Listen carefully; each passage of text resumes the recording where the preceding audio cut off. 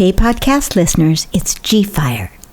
Today we are featuring Canadian singer-songwriter Jill Goyeau from the band Talking Violet. But before we get into it, I wanted to let you know I have a great EP called Choosing My Own Colors, and it's on hot pink vinyl. That album is available for purchase on my website, gfiremusic.com. You can listen to it too. That's gfirepodcast.com. And now here's the podcast.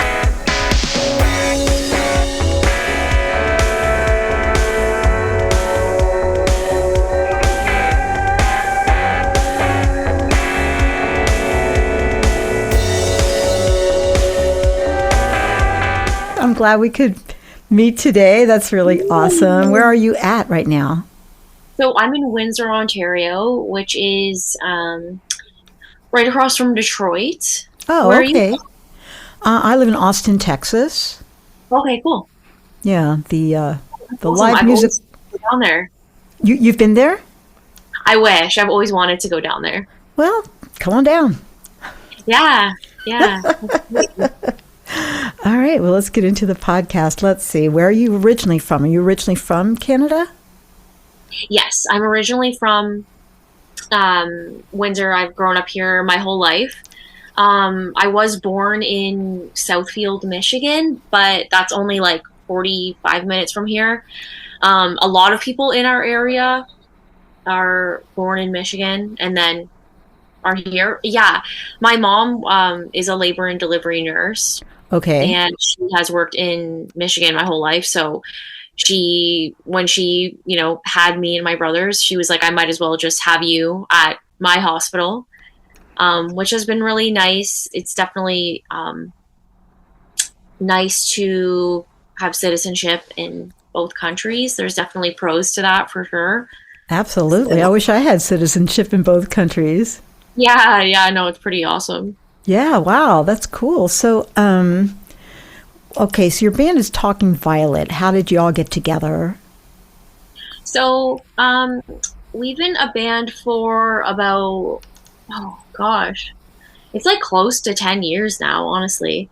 My partner and I started the project like I said, like 9 or 10 years ago at this point. Basically, one of our friends at the time was filming a documentary, and like I was a musician and my partner and like our friends were all musicians, but we didn't have a band and they needed songs written for this documentary. So we ended up writing and recording a song. And then we needed a band name for that. And like that song doesn't even exist anymore on the internet. However, that is like the true origin story. Wait, the song is called Talking Violet, or? Sorry, like then we decided the band name Talking Violet. Okay, what was the name of the original song that you wrote? It was called Clouds. Okay, well. Yeah. And it was definitely really different genre-wise. Like we started as really, really like folk leaning, actually, like alt folk, and now we're a shoegaze band all these years later, so it's kind of crazy. Took a little journey. Yeah, for sure. What drew you into being a singer-songwriter? Have you always sung and written songs? I've sung my whole life, for sure. I've always had a love for music my entire life. And I always wanted to be a singer.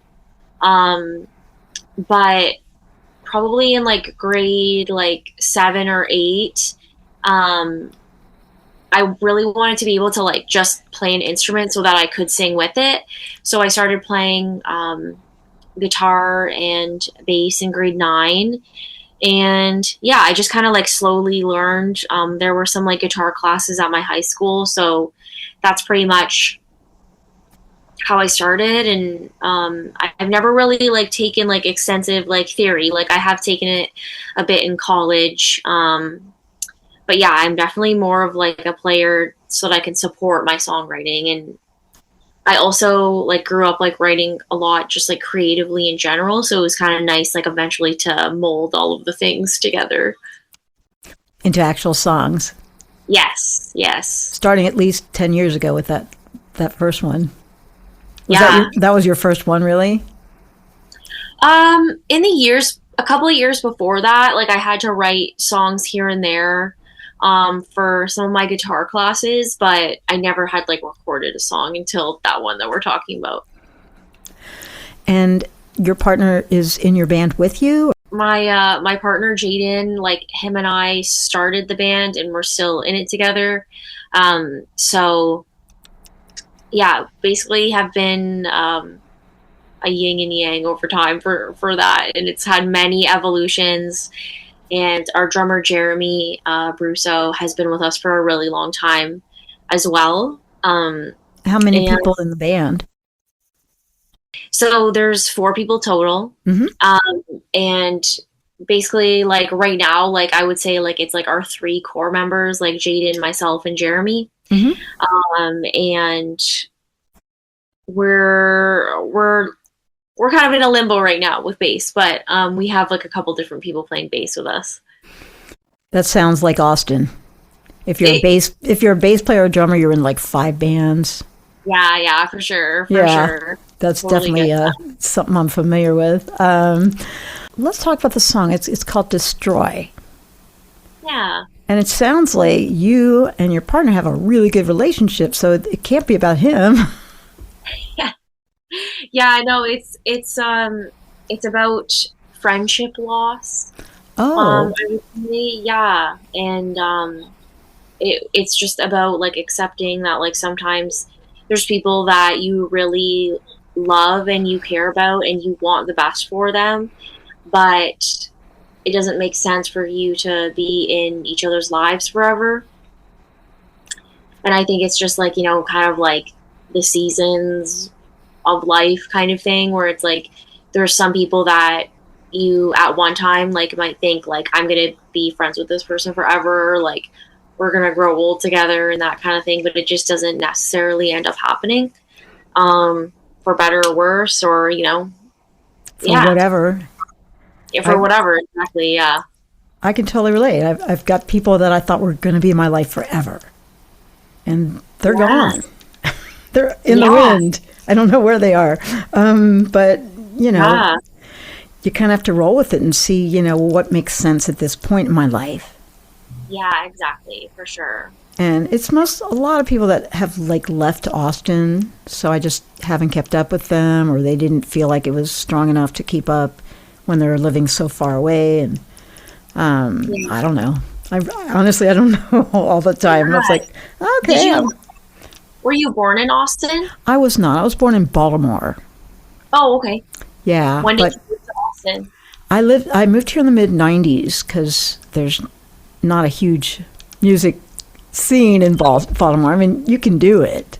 I mean, I was playing out and everything, but I thought, well, I should move to a warm music town. It's either Austin or LA. And when I got here in the mid-'90s, it was a lot cheaper than LA.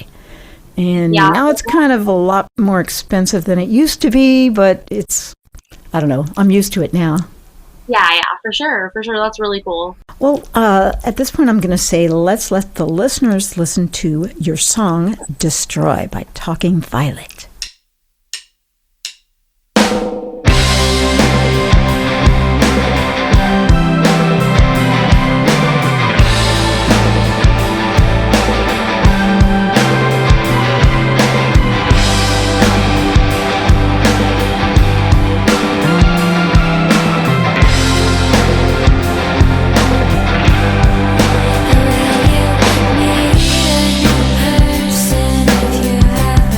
See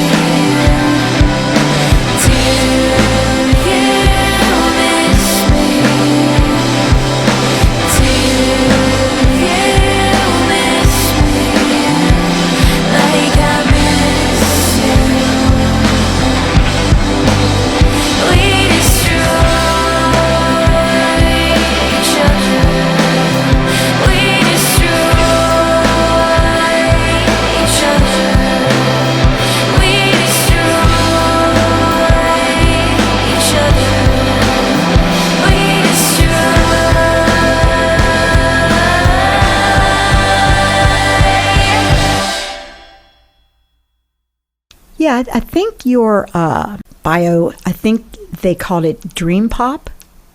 Yeah. I mean, it feels kind of dreamy. There's some dream pop artists in Austin as well. I don't know if Half Dream. I interviewed her.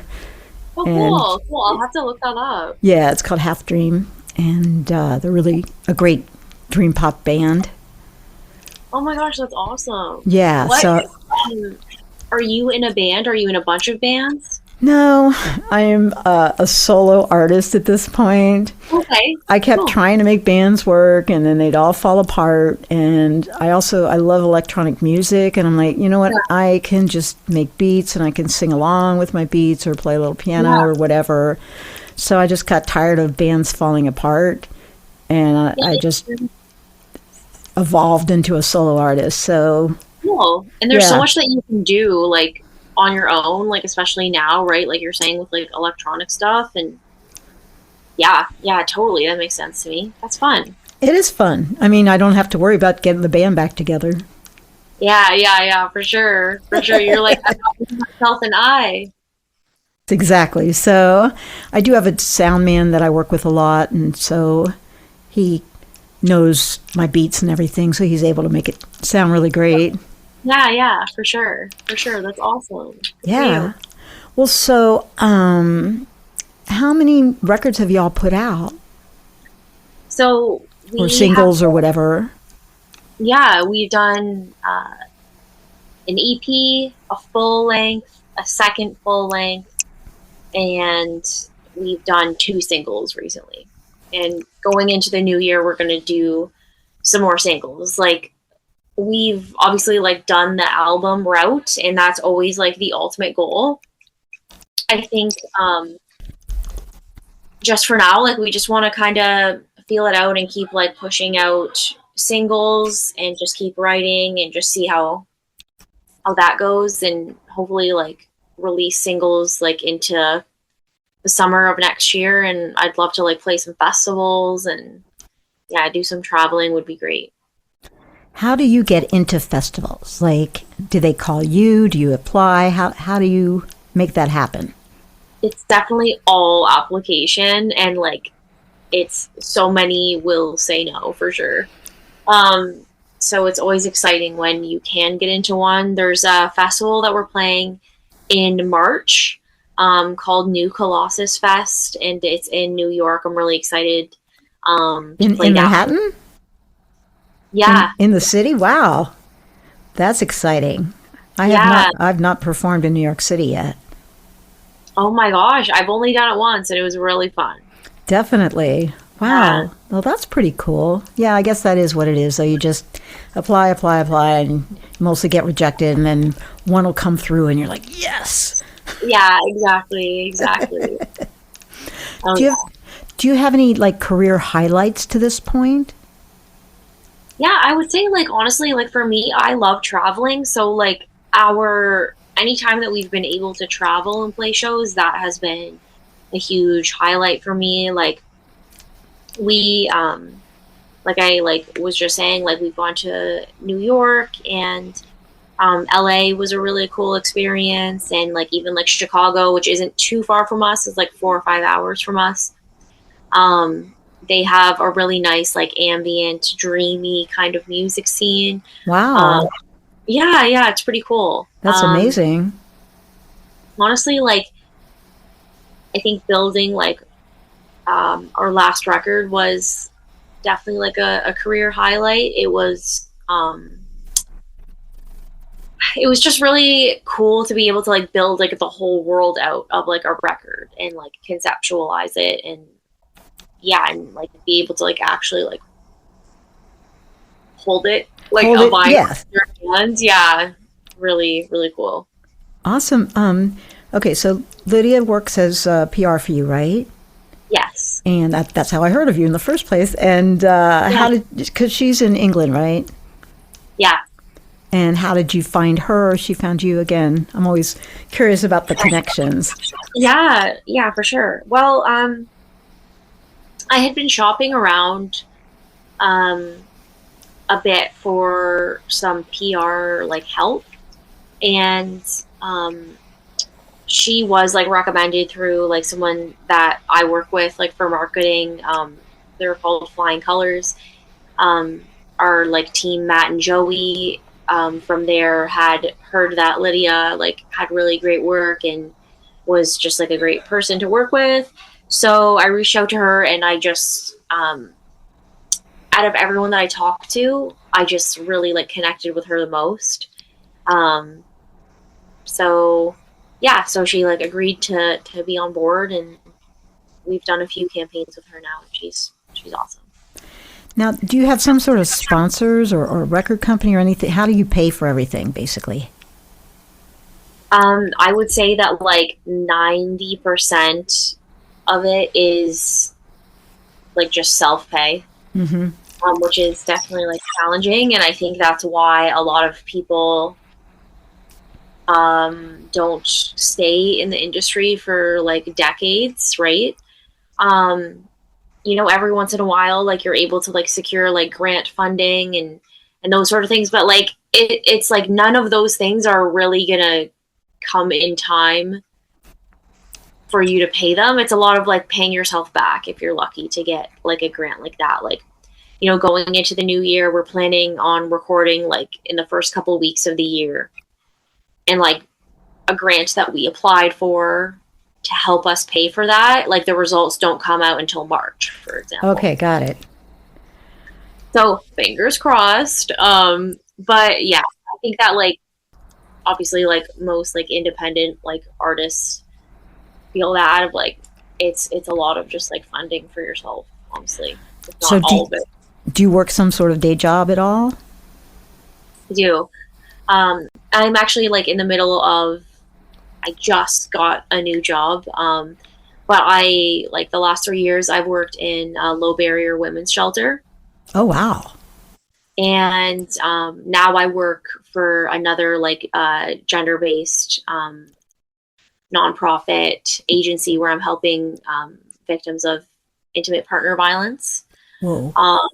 So similar. So it's like I'm definitely like very like driven like in a feminist way, and like all of my idols are like women that have been really like heavy on activism and also musicians. So that's kind of like the balance of my life is like I try to do a lot of like socially motivated stuff, like if I am like working, right? And then I also do music. That's amazing. I mean, who are some of your idols, like Joan Baez or anybody like that? Or like I would say like Kim Gordon, Kathleen Hanna. It's honestly like it's hard to pin, but like I would say like when I like saw like Bikini Kill and Kathleen and even like Kim, I love that they were like talking about things that like were beyond just music, and like advocacy is like so important to me. And I think that like that's another reason why like everyone tries to find like the reasons why they're here, and I just connect with that a lot. And yeah, so I've always just kind of wanted to do both. So you are. It's like a crazy little life, but yeah, I love it. That's great. You and your partner live together, I guess? Yeah. So that saves on some of the expenses. Yeah, for sure. Do you work outside of being an independent musician?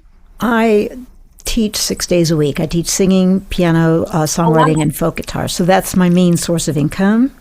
Wow. And yeah, so I want to play out some more, but right now I haven't been playing out so much. I've just been focusing on writing. Yeah, for sure. Awesome. I'm going to do a house concert in February, and that's easy because it's at my house. And but yeah, to be honest, because I do have a home that I own, I've had to have some sort of steady income.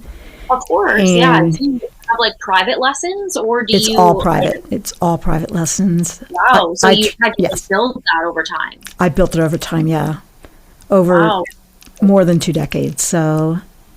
Wow, good for you. Yeah, so I'm proud of that. And I just kind of like, if the gig seems right, I do it. But just to go out and play for, whatever, $50 or something, I just don't have time or, I can't afford to do that. Yeah. Fair enough, for sure. So I'm looking for some more opportunities to play out. There's got to be some that'll, help pay the bills. Yeah, for sure. But I mean, I do enjoy teaching. I think it's sharing a big part of me with other people. Yeah, absolutely. That's great. How, is there an age range that you teach, or is it everyone? I teach everyone. My youngest student right now is 4. Wow. And then my oldest student is in her 70s. So cool. Yeah. I love that. So really, I kind of like my day job. Yeah, that's awesome. That's the goal, right? Yeah.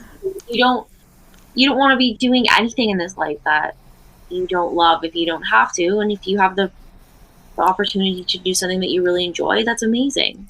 Yeah. But yeah, hoping to do some more festivals. I'm definitely putting the apps out there. Awesome. And I actually applied for a grant they're going to tell us at the end of March as well. Oh, okay, cool. Yeah. So, that might change my performing schedule a little bit just because I'll have to promote it. Yeah. Yes. Yeah, for sure. That's exciting. Well, do you have any cautionary tales or some wacky stuff that happened to your band that would be fun to share? Or some oh, don't do this, or, just some stories, basically. I'm fishing for stories. I would say that something that I've realized, I think this year, is there's really nothing wrong with being an independent artist. And now that I've been doing this for a while, if not anything else, I have I've been doing this for years, and I think that there was a long time where I felt your artistry wasn't validated unless you had unless you were not on a record label, or you had reached a certain level. And I think that now more than ever, I really just love the fact that artists can be independent and you can just pick your team members. And I think that would be my cautionary tale would be don't go into any Zoom meeting or any conversation downplaying your experience and what you can bring to the table. Right. Because a lot of people will assume that you don't know anything, assume that you don't have experience, and I don't know. I think I don't know. It's hard to describe, but I think just especially as a woman in the industry, there have been a lot of conversations that I have experienced that I'm sure so many other women have that are very patronizing and condescending. I have recently written a song about that, so that was kind of cool to get my emotions out about that. But yeah, I just feel there's nothing wrong with being an independent artist. There's no shame in having a different source of income to fund your passions and to fund your lifestyle. I think that you can be whatever you want. You can do all of the things, and nobody gets to decide who you are. And I think I'm happy. I think that there's a lot of pros as to how the industry is evolving. As hard as it is, sometimes it's oh, I wish that it was the 90s and we could just pitch to record labels and we could just post posters here and there, and a million people would show up because it's the only thing that they know about. I definitely have a hunger for that, and I get that. But I'm trying to embrace a positive spin on the way things are now, and I think we have an opportunity to connect with a lot of people just with the internet. So it's kind of cool in that sense. You can kind of find your people. Well, I really enjoyed your video, and you've got close to 50,000 views on that. How did that go viral, or you just? I wouldn't. I don't know. First of all, the video was really fun to make. It's awesome. I really enjoyed watching it. Yeah, it was really fun. Definitely like an abstract like concept, and our director Gavin Booth made it like such a fun experience. It was really like fun to like dress up and like wear the same outfits as each other. And like Gavin is just freaking amazing with his like camera work and stuff. So yeah, it's been really exciting to see the views on that video. I also like, I love like posting like YouTube shorts and stuff and like connecting with people like that. It's been a lot of fun. What do you put in your YouTube shorts? Just anything. Like anything. I try to think of it as like another, like, you know, like an Instagram reel or like a TikTok. Do you post on TikTok? Yes. Okay. Yes. And that's been good for you? Yeah, you know, it's taken me a long time to like get my groove with it. Like, in all honesty, like it definitely has. Like, I've been on it for a couple of years at least. But like now more than ever, I really like am finding that sense of community on there, which is really nice. I still haven't cracked the code on TikTok. I have, you know, a decent amount of views on YouTube, but That's awesome. Not yet TikTok. We'll see if I can figure out my jams in there. Yeah, for sure. I feel like I don't even know. It's almost like you have to like find like your voice over time with it, and it like has taken like so long for me, honestly. But like consistency has helped because it like forces me to practice. Okay. Yeah, I would say like that has helped me the most. And like, I'm not a viral artist on there by any means, but I feel like I am able to connect with people more lately. Excellent. I'll check out your TikTok feed. What are your socials? They're all just Talking Violet. Talking Violet, and your main ones are? I would say main ones are Instagram and TikTok. Instagram and TikTok. Got it. Yeah, and you've got a website too? Yes. TalkingViolet.com? Or? Yeah. Easy peasy. That's good. What else do we have here? Yeah, okay. I'll delve a little deeper. How did you find that happy place on TikTok? What finally resonated with fans? I think that like just like being honest and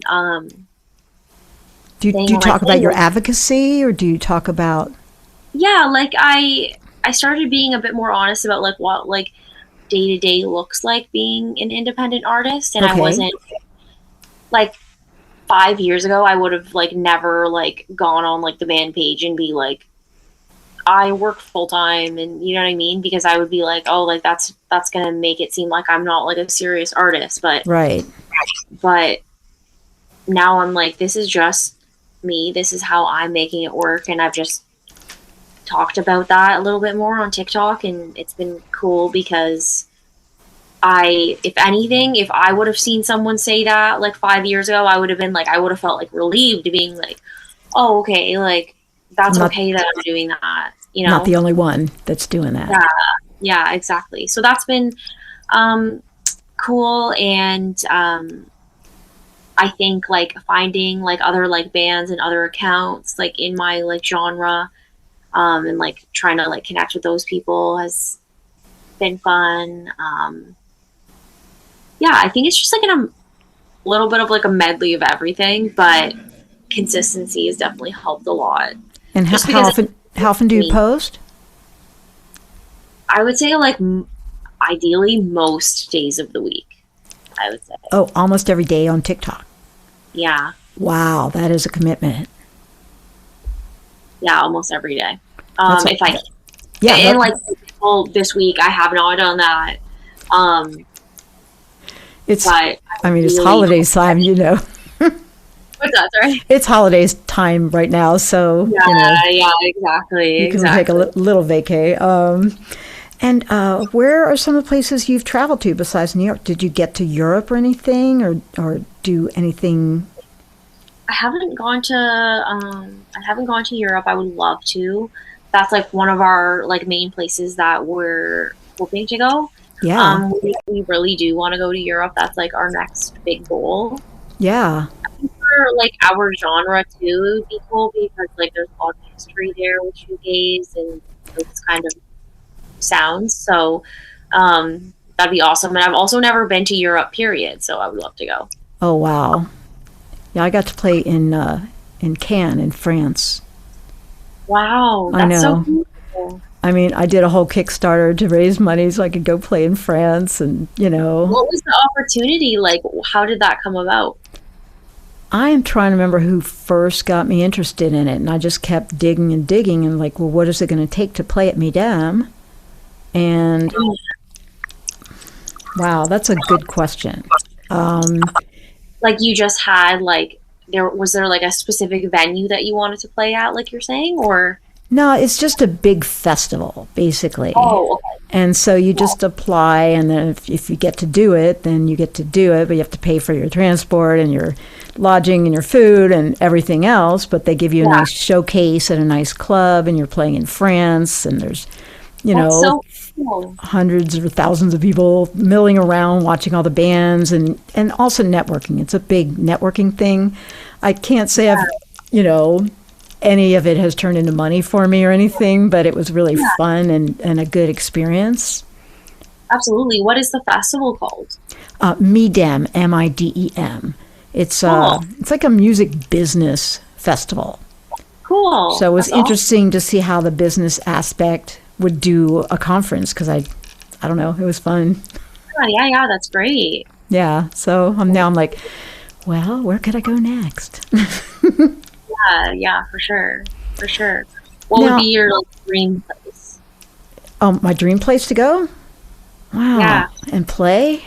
Oh, that's a great... Well, I loved Berlin when I went there for New Year's back, I think 2004 or something. We went to New Year. We stayed in Germany, and we went to Amsterdam, and then my favorite place was Berlin. I'm like, oh, everybody's got hair like mine, and they're all like just out there shaking. Really? Oh, it was really cool. And I was like, wow, I would love to play in Berlin. I think that would be high on the charts. Cool. Yeah, that'd be great. You Yeah. gotta do it. I know. Because like my genre is folktronica, and I get compared. I always like when I get compared to Bjork, but that's sort of my ultimate Cool. Yeah, so that, and they really got me when I was in France. It's just, it's expensive to go there, so it's harder to build a following. Yeah, absolutely. But I do feel that Europe embraces electronic music For a sure. lot. So, I think going to Europe and playing pretty much anywhere, those would be high on my list. Yeah, that's awesome. Yeah. You gotta do it. That'd be great. Awesome. Well, is there anything else you want to share with my listeners and your listeners? Yeah, I would just say, first of all, it's crazy that we're at the end of 2025. What the heck? I'm excited to go into the new year. We do have new songs coming out in the first quarter. So stay tuned for that. And if anyone wants to follow us on socials, that would be the best way to keep up with us, or you can sign up for our email list. Usually the email list gets all of the deets first. So yeah. That's amazing. Well, I will definitely follow you on TikTok and see what you're up to. Awesome. And probably Instagram too. I'm better about Instagram, but I really need to get better. I totally understand.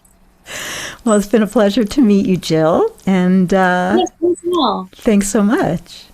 Absolutely. I hope you have a great night. Okay, you too. Bye-bye. Thank you. Bye-bye. Door closes, another one opens, another one.